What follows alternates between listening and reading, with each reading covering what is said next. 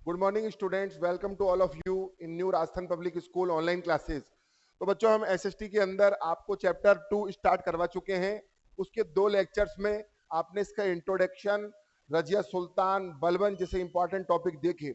और last class में हमने आपको बोला था कि नेक्स्ट क्लास के अंदर हम देखेंगे Khilji dynasty, Khilji empire. 1290 AD से स्टार्ट होता है और 1320 एडी तक ये चलता है। तो बच्चों, मैं यहाँ पर आपको सबसे पहले खिलजी डायनेस्टी के बारे में एक इंट्रोडक्शन बता देता हूँ। देखिए, खिलजी डायनेस्टी को फाउंडेड करने वाले कौन हैं? जलालुद्दीन खिलजी, पहला इंपॉर्टेंट पॉइंट, फाउंडर।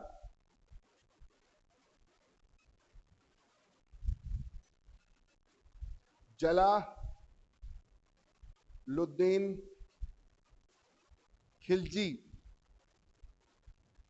कब से कब तक? 1290 से लेके 1296 तक। राज तो ये बेचारा और करता, लेकिन उसको करने नहीं दिया इसी के भतीजे ने।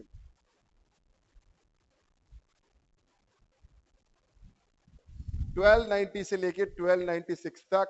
अब जलालुद्दीन खिलजी कौन, मैं बताता हूं आपको। आपने पद्मावत मूवी के अंदर देखा होगा, रणवीर सिंह कौन? अलाउद्दीन खिलजी। और जो रजा मुराद ने रोल निभाया है उसके अंदर, जिसको कि वो धोखे से मार देता है, वही जलालुद्दीन खिलजी उसके चाचा थे। और अलाउद्दीन खिलजी उनका क्या था? भतीजा। ये इसकी शुरुआत करता है। और जलालुद्दीन खिलजी जो है, खिलजी डायनेस्टी पे राज करता है।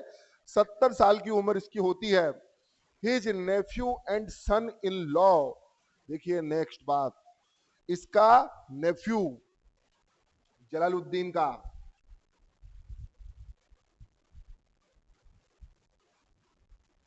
Neiphiu and son in law,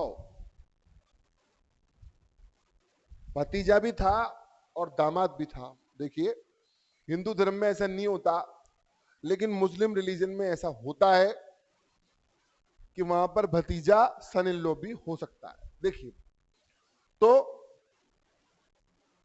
Alauddin Khilji की बात की जा रही है यहां पे।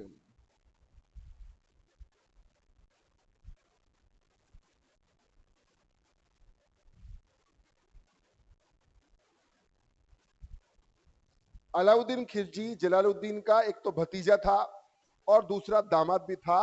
उसकी बेटी से उन्होंने शादी की थी और मुस्लिम धर्म में ऐसा होता है, मैं आपको बता चुका हूं। अलाउद्दीन खिलजी ने क्या किया, अपने ही चाचा को पहले तो उसका मीठा बनके उसकी बेटी से शादी की, निकाह किया। और उसके बाद में एक दिन सत्ता पाने के लिए उसे धोखे से मार दिया, जो कि आपने मूवी के अंदर भी देखा होगा।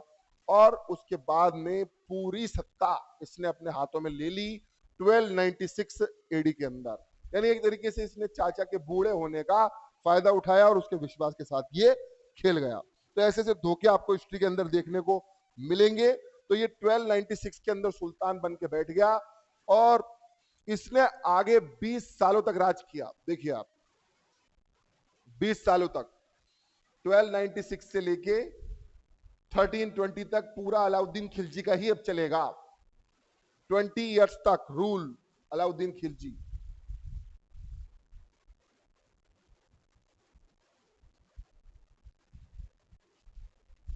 तो एक तो इसने, अगर हम इसके फैमिली मैटर को बताएं, फैमिली मैटर में कौन था, क्या था, आपको क्वेश्चन लिखना पड़ेगा। देखिए, आपका जब क्वेश्चन आएगा तो आपको आ जाएगा, एक्सप्लेन या डिस्क्राइब अबाउट खिलजी डायनेस्टी। तो आपको खिलजी डायनेस्टी में सबसे पहला पॉइंट लिखना है कि Khilji dynasty was founded by Jalaluddin Khilji in 1290 AD. Then दूसरा पॉइंट आपको लिखना है कि his nephew and son in law named Alauddin Khilji assassinated him and become the sultan in 1296 AD and ruling upon Indian empire या इंडियन सल्तनत फॉर 20 इयर्स। दूसरा आपको important point इसमें ये लिखना है। तो ये इसका फैमिली बैकग्राउंड हो गया। उसके बाद में जब आपको खिलजी डायनेस्टी के ऊपर या फिर अलाउद्दीन खिलजी के ऊपर शॉर्ट नोट पूछा जाएगा, तो उसमें आपको फिर इसका पॉलिटिकल सफर बताना है। उसमें इसने क्या क्या रिफॉर्म किए, पॉलिटिकली कौन कौन सी जगहों को जीता, और फिर किधर इसने क्या क्या सुधार किए, मार्केट को सुधारा, और फिर फौज के सिस्टम को सुधारा, ये सारी चीजें आपको इधर देखनी है। और उसी दौरान इसके साथ में एक ट्रेजेडी भी हुई, एक कहानी भी हुई।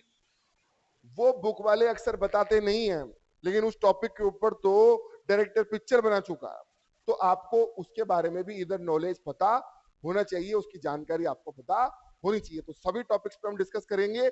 ये अपने खिलजी डायनेस्टी, और देखिए खिलजी डायनेस्टी का तो नाम है, खिलजी डायनेस्टी में बिल्कुल हाईफाई बन के कौन निकला है? अलाउद्दीन खिलजी। क्योंकि जलालुद्दीन खिलजी का तो सफर ही सिर्फ 6 साल का है, और उसके बाद में एक तरीके से खिलजी डायनेस्टी का मतलब ही अलाउद्दीन है। और उसके अंदर अगर आपको शॉर्ट नोट आता है तो आपको पूरी स्टोरी किसके अराउंड लिखनी है? अलाउद्दीन खिलजी के अराउंड, कि उसने कब अपने चाचा को मारा, कैसे उसकी बेटी से उसने मैरिज की, उसके बाद में कौन कौन सी जगह उसने जीती, क्या सपना था अलाउद्दीन खिलजी का। तो आपने मूवी के अंदर देखा होगा, आपने मूवी के अंदर देखा होगा कि वो क्या कहता है कि एक दिन हमको इस भारत पे, पूरे भारत पे राज करना है, इस तरीके के वो सपने देखता है। और उसने क्या सपना देखा था मैं आपको बात बताऊं। अलाउद्दीन खिलजी का ड्रीम,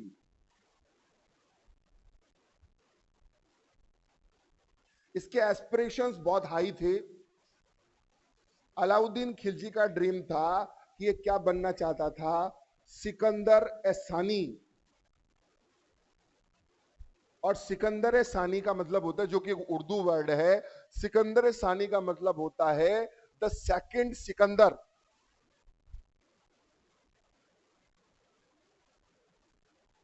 द सेकंड सिकंदर। और सिकंदर के बारे में तो आपने कई डायलॉग्स और कई क्या नाम से कहावतें सुन रखी है, एक तरीके से लाइन भी चलती है, जो जीता वही सिकंदर। तो सिकंदर को जोड़ के ये सारी चीजें बोली क्यों जाती है? क्योंकि उसने एक टाइम पर पूरी दुनिया जीत ली थी। लेकिन सिकंदर के बारे में भी मैं आपको एक इंटरेस्टिंग चीज बता दूं। सिकंदर भले पूरी दुनिया जीत के आया हो, लेकिन उसकी मगध पे अटैक करने की हिम्मत नहीं हुई। वो मगध जहां पर स्ट्रॉन्ग राजाओं का राज हुआ करता था, पहले नंद डायनेस्टी, उसके बाद में मौर्य डायनेस्टी, और काफी जो पावरफुल रहा था, सिकंदर ने वहां पर अटैक क्यों नहीं किया? कारण सुनिए। इसलिए नहीं किया क्योंकि वो एक रिकॉर्ड बना चुका था कि मैं सब जगह जीत चुका हूं, और वो जानता था कि मगध एम्पायर कितना मजबूत है। मगध एम्पायर मजबूत क्यों था? मगध एम्पायर मजबूत इसलिए था क्योंकि एक तो आर्मी स्ट्रॉन्ग, सारे रिसोर्सेज अवेलेबल, पास में ही आपको हथियार बनाने के लिए आयरन, रथ वगैरह बनाने के लिए लकड़ी, फॉरेस्ट, एलिफेंट, हॉर्सेज, रिवर का किनारा, पर्वत, माउंटेन, यानी कि कोई दुश्मन घुसेगा तो पहले उसको माउंटेन क्रॉस करना पड़ेगा, रिवर्स क्रॉस करनी पड़ेगी। इन सारे रीजन्स की वजह से मगध एम्पायर बहुत मजबूत हो गया, और इसीलिए सिकंदर ने वहां अटैक करने की हिम्मत नहीं की, क्योंकि वो डरता था कि अगर मैंने यहां अटैक किया और मैं हार गया तो मेरा रिकॉर्ड बिगड़ जाएगा जीतने। तो देखिए यहां पर सिकंदर की बात आई, तो हमने आपको सिकंदर का ये पॉइंट क्लियर किया।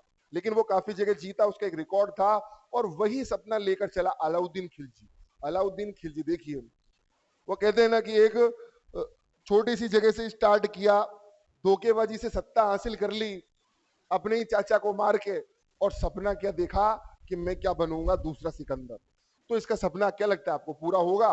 नहीं हुआ, बिल्कुल नहीं हुआ।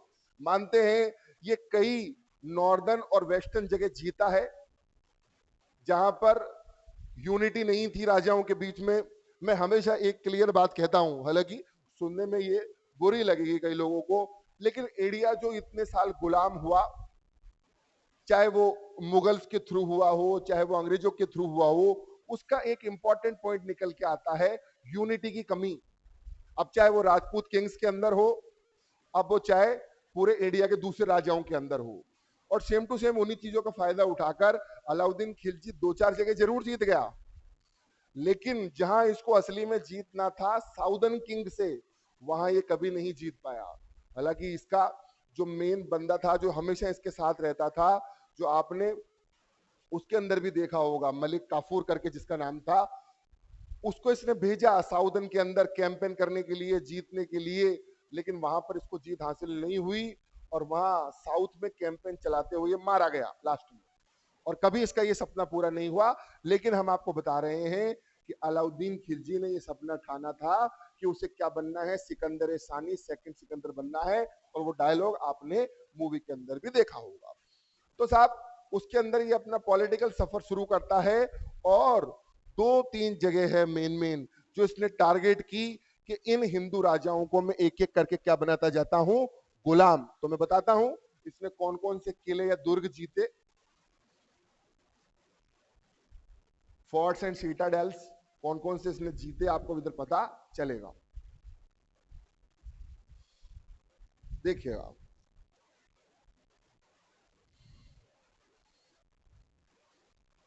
ये अपना कैंपेन जब लेकर चला है तो एक तो ये जीता है रणथंबोर।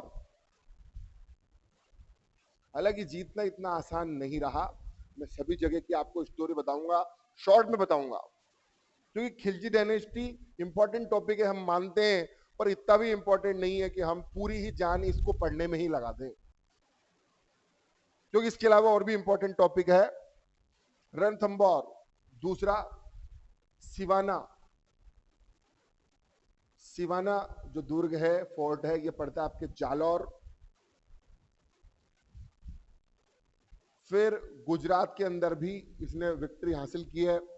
राजस्थान की बात करें तो चित्तौड़, चित्तौड़ का इसने जीता है। ये मेन मेन और भी हम आपको इसमें नाम बताएंगे। देखिए रणथंबोर की बात करें तो रणथंबोर को जीतने की कोशिश यही नहीं, इसके वो चाचा जिसकी इसने हत्या की वो भी काफी दिनों से कर रहे थे, लेकिन वहां पर एक वीर, एक ब्रेव बहादुर राजा बैठा हुआ था और उनका नाम था हम्मीर देव चौहान। और इनकी भी वीरता के किस्से आपने सुने होंगे। हम्मीर देव चौहान ने बहुत टक्कर दी, जलालुद्दीन को कभी जीतने नहीं दिया। और कभी आप रणथंबोर विजिट करके आए तो देखना उधर फोर्ट का, किले का स्ट्रक्चर इस तरीके से बना रखा है और फिर इतना लंबा जंगल है। देखिए राज्य की सुरक्षा कैसे होती है, या तो आप उसको बिल्कुल पहाड़ पर बना दीजिए, तो दुश्मन अगर वहां अटैक करना चाहता है तो सबसे पहले उसको माउंटेन क्रॉस करना पड़ेगा, या फिर उसको एक लंबी नदी या समुद्र के दूसरे पार बना दीजिए, डेजर्ट के दूसरे पार बना दीजिए, या फिर घने जंगल के दूसरे पार बना दीजिए। तो फिर उसकी सिक्योरिटी बिल्कुल स्ट्रांग हो जाएगी कि अब यहाँ पर अटैक नहीं हो सकता। जैसे अपना जल महल आप देख सकते हैं, आमेर नाहरगढ़ देख सकते हैं, सब किलों की स्ट्रक्चर बनावट कुछ ऐसी ही है और रणथंबोर की भी ऐसी ही है। तो कई बार जलालुद्दीन खिलजी ने उसके ऊपर अटैक करने की कोशिश की, लेकिन वो उसके अंदर सक्सेसफुल नहीं हुआ और उसे वापस लौटना पड़ा। लेकिन अलाउद्दीन खिलजी क्योंकि ये ड्रीम ले चुका है कि मुझे क्या करना है, सिकंदर सानी बनना है, और सिकंदर सानी कब बनेगा, जब एक एक करके सारी जगह जीतता जाएगा, चाहे वो साथ में मिलना चाहे चाहे ना मिलना चाहे, पर वो तो वहां पर हमला करेगा। तो उसने फिर कैंपेन चलाया। उसके चाचा तो नहीं जीत पाए, लेकिन अलाउद्दीन ने उस कैंपेन को पूरा करने के लिए डिसाइड किया कि अब हमको रणथंबोर जीतना है। स्टोरी ये कि रणथंबोर के लिए आपने ये पद्मावत मूवी में भी देखा होगा कि ये क्या करता कि अपनी एक बहुत ही लंबी सेना, क्योंकि इसके पास आर्मी तो बड़ी मैसिव थी, मैसिव आर्मी थी, आर्मी की कोई कमी नहीं थी, तो मैसिव आर्मी, उसके अंदर कई दिन के खाने पीने का इंतजाम, हथियार, ये सारी चीजें, वेपन्स, सब कुछ लेके एक कैंपेन ये चल दिया साहब। फिर रास्ते में कई दिन वहां पर उसके आसपास जाके घेरा डाल लिया, जो भी मतलब स्टेट है। आपने मूवी के अंदर भी देखा होगा, जैसा कि इसने चित्तौड़ के आसपास डाल के, चित्तौड़ के आसपास जाके पूरा इसने एकदम घेरा बना दिया। सेम टू सेम इसने रणथंबोर में किया। अब जब हम्मीर देव को पता चला तो उन्होंने भी अपने सैनिक लोग भेजे वहां पर, कई बार इसको मतलब वापस लौटाया, लेकिन ये फिर वापस आता है दिल्ली से अपनी सेना को और भी मजबूत करके। और फिर इसने एक चीज शुरू की जिसकी वजह से हर जगह इसको जीत मिली है, डिसीटिफुल प्लान।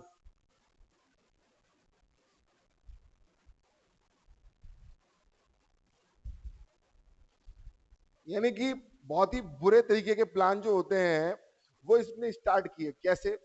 जैसे मान लो वहां दूसरी तरफ हम्मीर देव की सेना है, तो उनके खाने के अंदर मरे जानवर की हड्डी मिला दी, उनका मांस मिला दिया, पानी के अंदर जहर मिला दिया, इस तरीके की हरकत करना।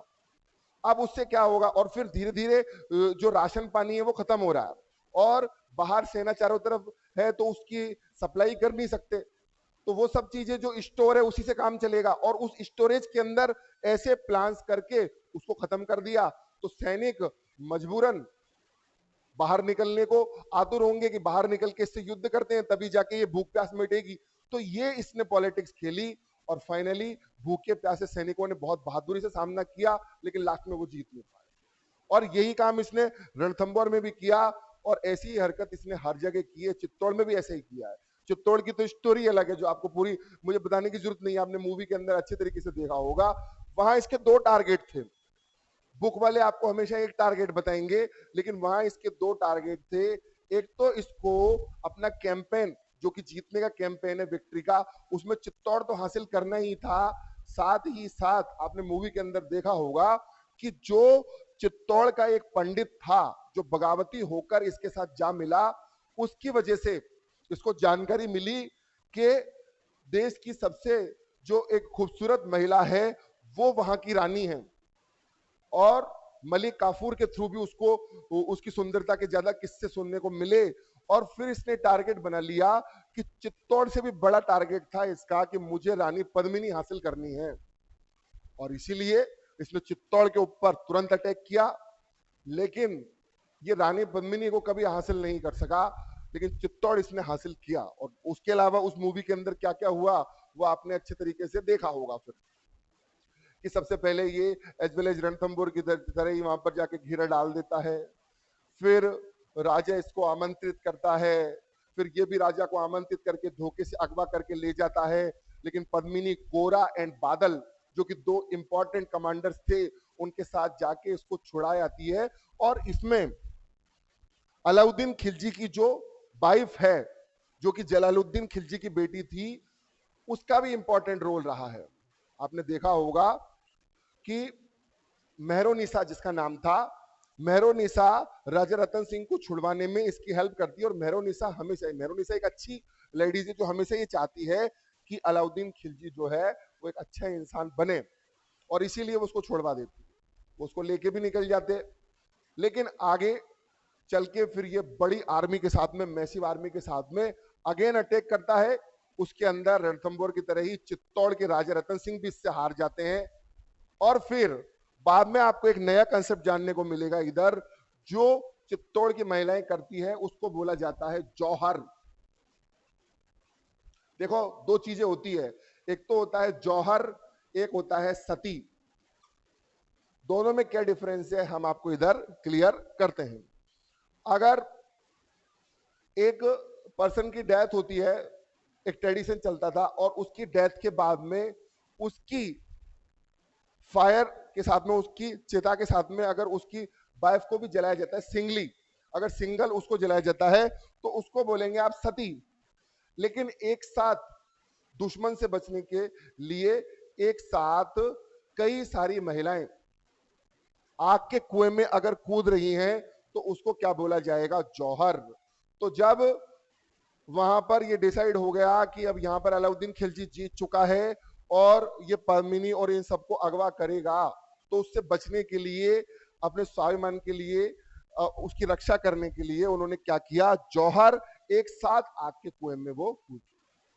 तो इसी तरीके की आपको और इधर कहानियां देखने को मिलेगी कि इसने और कौन कौन सी जगह पर विजय यानी कि विक्ट्री हासिल की है। इसको बहुत ज्यादा वेल्थ भी मिली, बहुत सारी चीजें मिली।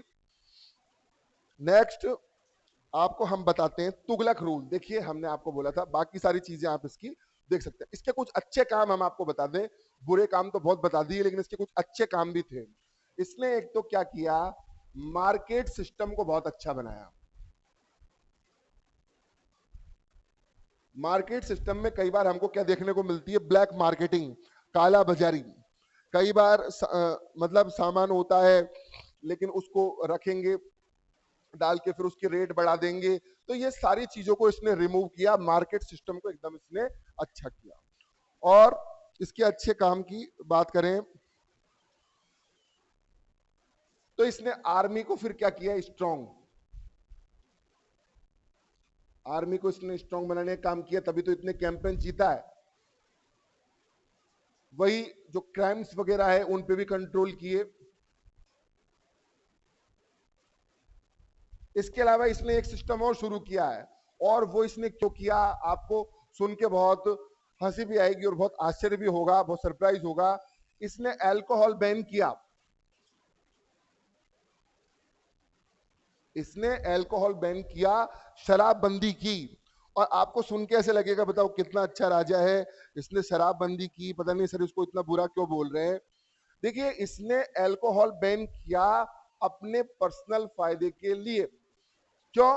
क्योंकि इसको पता था कि अल्कोहल का सबसे ज्यादा यूज करेंगे आर्मी के लोग, सेना के लोग, और अगर वो अल्कोहल पी के मदहोश होके वहां पर बैठे रहे तो दुश्मन कभी भी अटैक कर सकता है और अलाउद्दीन की जमी जमाई सत्ता हाथ में से जा सकती है। इसीलिए इसने अल्कोहल बैन किया ताकि ना तो फौजी जो है सोल्जर्स वो अल्कोहल का सेवन करेंगे, उसको पिएंगे, और ना ही ऐसे कोई चांसेस रहेंगे कि दूसरा राजा वहां पर अटैक कर सके। तो इसका पर्सनल उसके अंदर इंटरेस्ट था, लेकिन हाँ इसके इस एफर्ट की वजह से कई लोगों को इस बुरी लत से छुटकारा मिला, वो ये सब नहीं कर। तो ये सारा हमने आपको खिलजी डायनेस्टी अच्छे से क्लियर कर दिया है। नेक्स्ट तुगलक डायनेस्टी की बात करें तो मोहम्मद बिन तुगलक, गयासुद्दीन तुगलक, इन्होंने क्या क्या काम किए, इन लोगों के बारे में मैं शॉर्टली ये बता दूं कि हमेशा इनका हर प्लान इनके लिए उल्टा पड़ा है।